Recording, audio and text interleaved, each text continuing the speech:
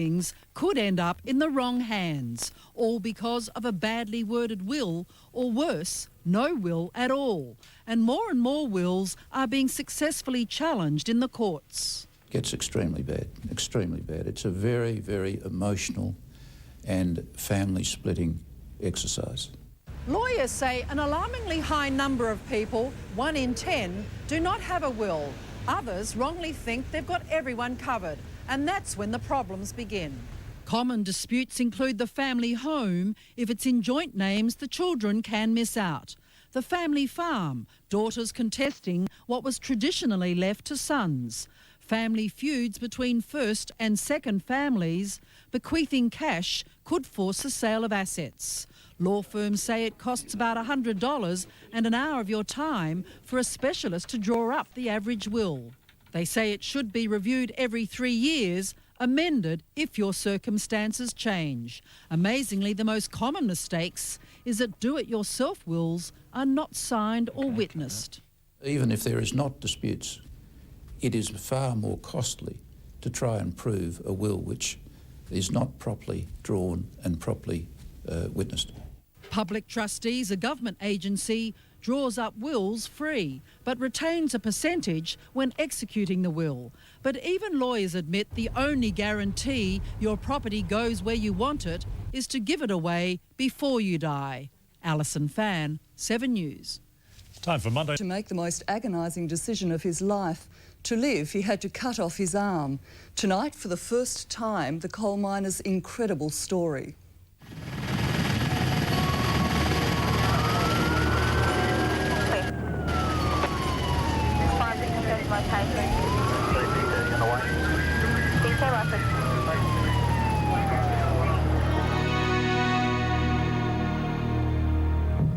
And yeah, just done the deed. Thought wasn't worth sort of standing there bleeding to death.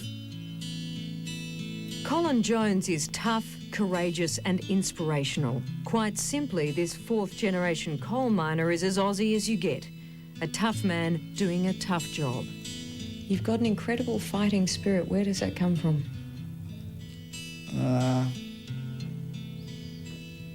I don't really know. Maybe I'm a coal miner.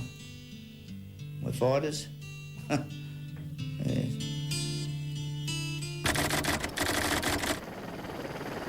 For 25 years, this is where 43-year-old Colin has worked.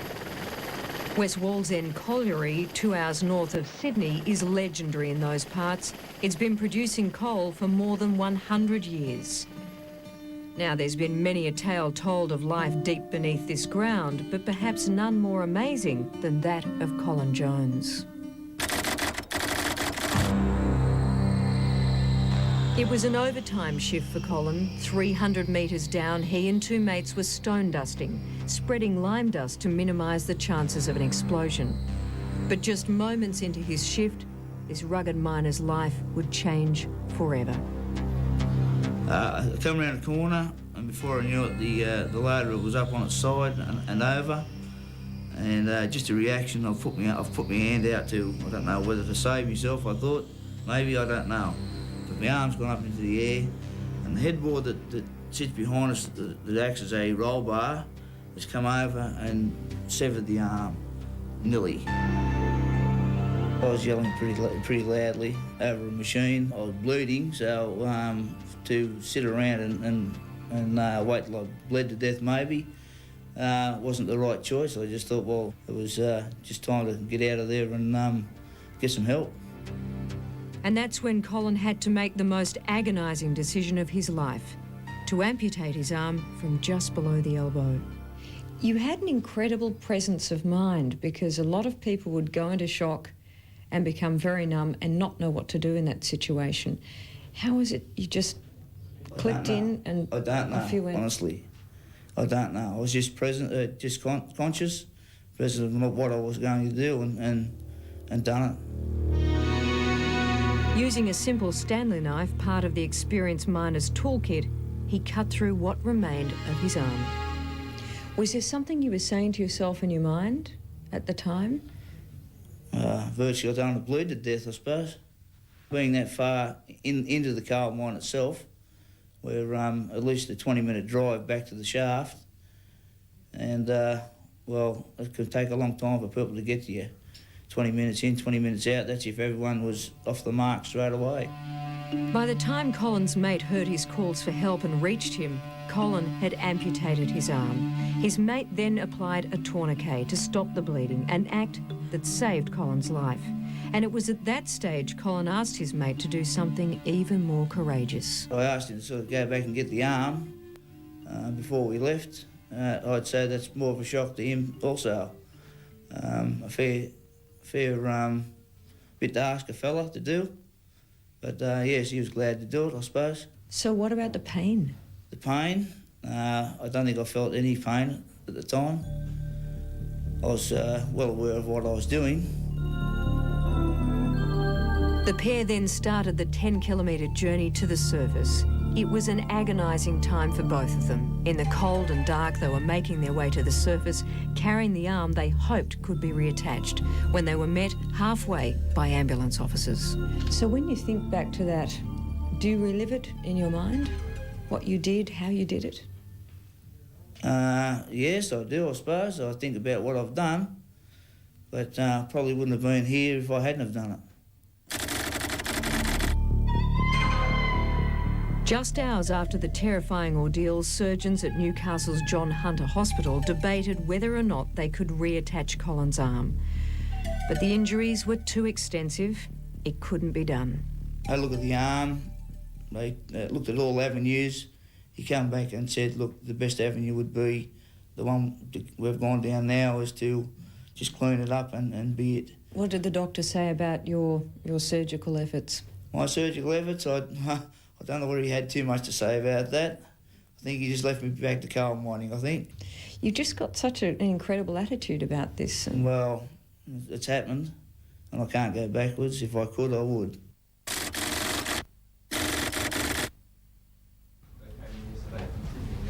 All right, there you go. How you going? Good, thanks. How you going? Betty is Colin's mum, and every day since the accident, she's been by his side. Is your arm all right? Yeah, not too bad. They've given me other painkillers, so I got a good night's sleep last night. Oh, that's Was good. it? It's certainly been tough for Betty, but she's more worried about how Colin will cope when he leaves hospital, although she's confident he will get through it. All right. So you want to get home? Yeah. I think just not having an arm, you know, like what things I've got to go through to learn everything again, you know, like eating and writing, yeah, all the bits and pieces I just take for granted.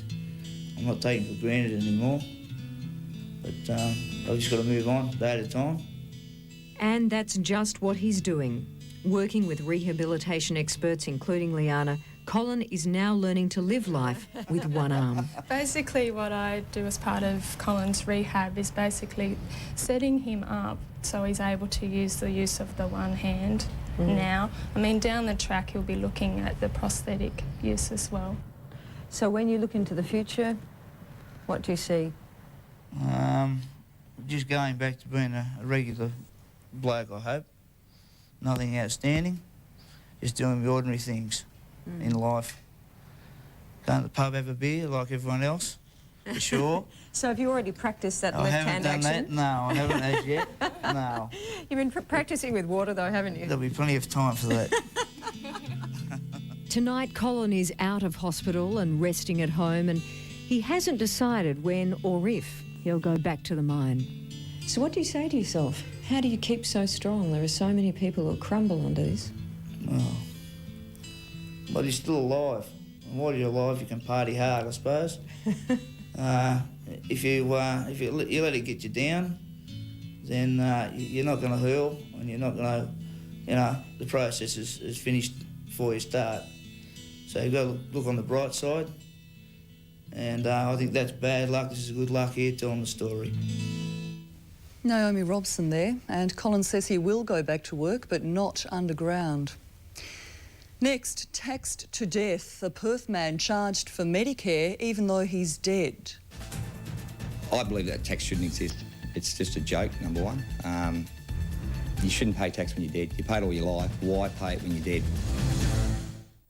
She wants to marry him. 5 years. Halsey said he didn't want to get married for 5 years. But is she willing to wait until he's ready? At least you got the next 5 years free to travel, and at the end of it all, you get the guy of your dreams. What would you do? Home and Away tonight. Get the Summit team on your side and get ready to kick some big goals in your paddocks this season. Summit have a full range of over 50 easy-handling quality fertilisers to suit virtually every farm and every budget. And Summit backs its quality products with sophisticated agronomy and soil analysis services to score you the best performance and yields possible. When it comes to achieving your financial goals this season, deal with the team that's kicking in the same direction. Summit Fertilisers. I went to my doctor's with a shoulder pain. He didn't know what it was, so sent me off for an x-ray. The x-ray showed that I had lung cancer that had moved to my spine and other parts. There was no warning sign, no cough, no shortness of breath. It was very silent. Don't wait for a warning sign to give up smoking, because you might not get one.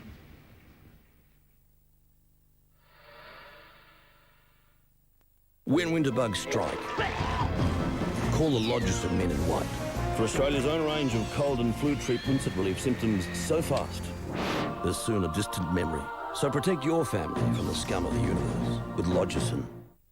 To emphasize a drama, you need scary music. Now this is a drama. Avoid the drama with RAC Roadside Assistance. AC/DC, the remastered series. It's AC/DC like you've never heard before. Classic AC/DC albums digitally remastered and specially packaged with an enhanced element that gives you even more AC/DC. This is the ultimate AC/DC experience. The AC/DC remasters. Get one, get them all. In store now.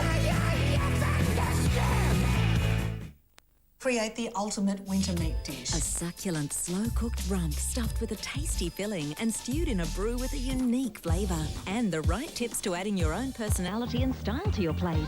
All new Better Homes and Gardens, Tuesday.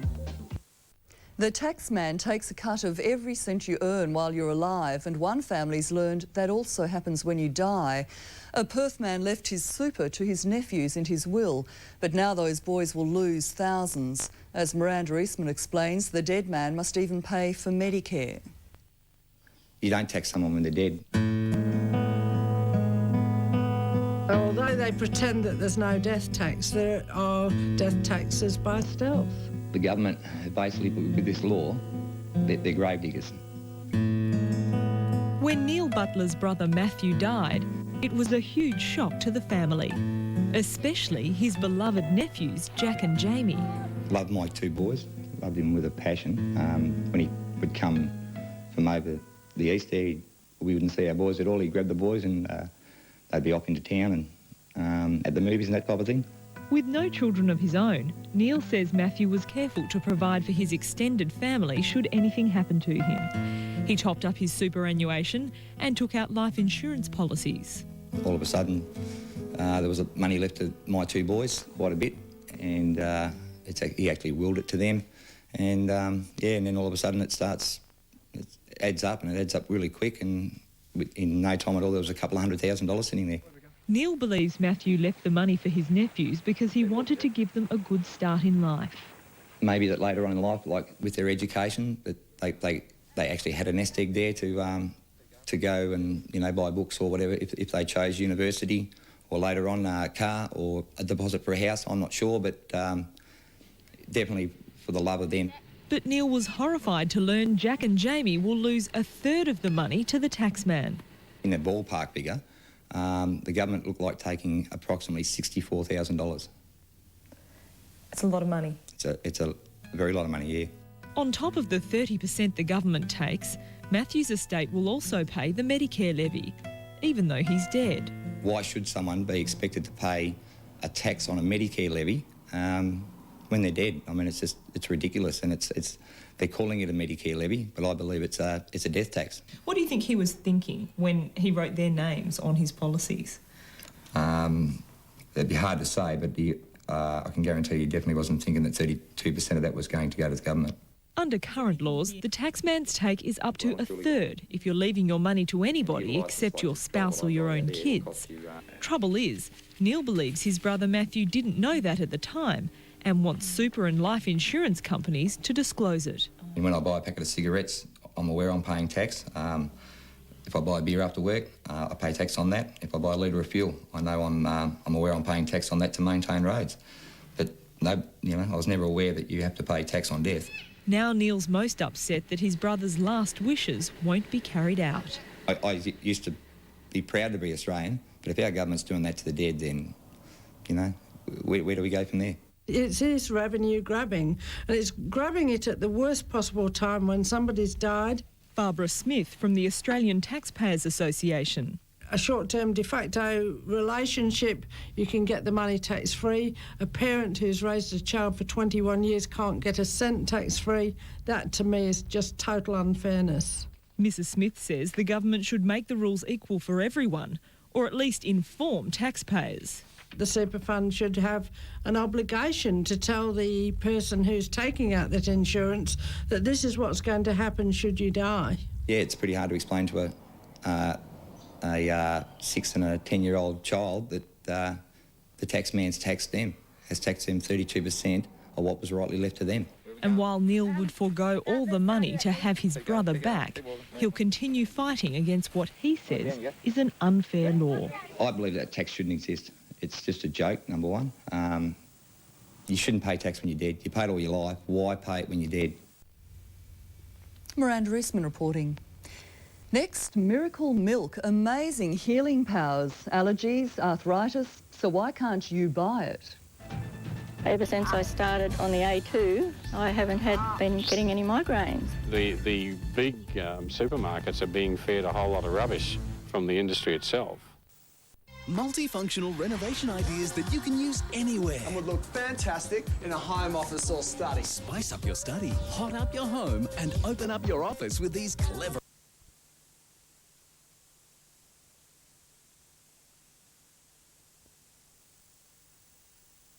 The program is classified M. GWN recommends viewing by mature audiences. It contains violence.